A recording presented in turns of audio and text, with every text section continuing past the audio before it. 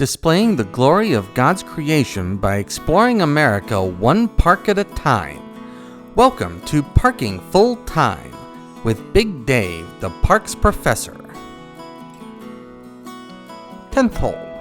The par and distance are at the top of the screen. This is one of the tighter holes on this course. It plays gradually uphill, and it's also a moderate dogleg left. Considering the length of this hole and the dogleg, it's going to take an accurate throw with good distance to get up close to the basket and set up a birdie opportunity. I want to welcome you back to Parking Full Time. I am Big Dave, the park's professor. We are at Hagood Mill Historic Site. We are in upstate South Carolina, just a few miles north of Pickens. There's the 10th basket, and there's the view back downhill to the tee. The 11th hole is the shortest hole on this course, but it's also the steepest uphill hole on this course. There's a stream right in front of the tee that we're going to jump over and then walk up to the basket. There's a very tight, direct line with a very low ceiling that you could use, but we're going to walk the wider line that goes out to the left. And using this line, you'll need a left to right disc flight in order to get close to the basket. There's the 11th basket, and there's the view back downhill to the tee. The 12th hole plays back down the hill. The measured distance is quite a bit longer than the previous hole, but because of the hill, these two holes really play about the same distance. There are some trees on either side of the fairway, but more problematic is a stream directly behind the basket on this hole, so you really don't want to miss long. Because of the similarity of how long these two holes play, you can use your result on the previous hole to determine how hard you want to throw on this hole. If you leave your tee shot in this area here, it should set up a good birdie opportunity. To get to the next tee, you want to walk to the left and cross the stream on a nice wooden bridge. This course has some really nice course constructions and really nice signage. The course constructions include steps and bridges to help you navigate around the course. The 13th hole is a fairly flat streamside hole.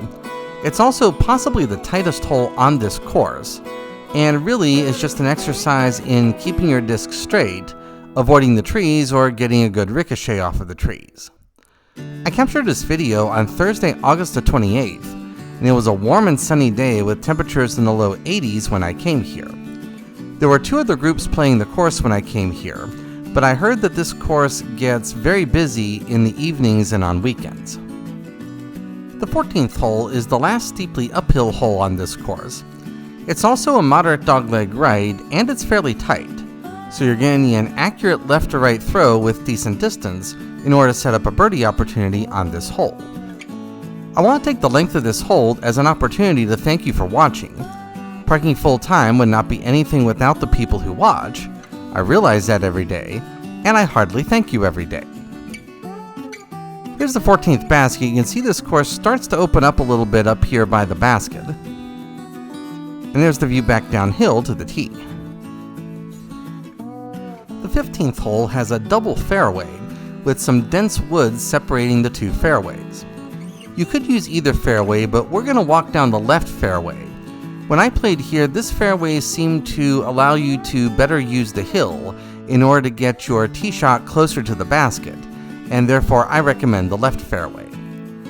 This course was recently expanded from 9 holes to 18 holes, and this is the last of the new holes. In general, the new holes are tighter and more heavily wooded and longer than the 9 original holes. There's the 15th basket, and there's the view back toward the tee from behind the basket. Now we break out into the open, where we're going to stay for kind of the rest of the course.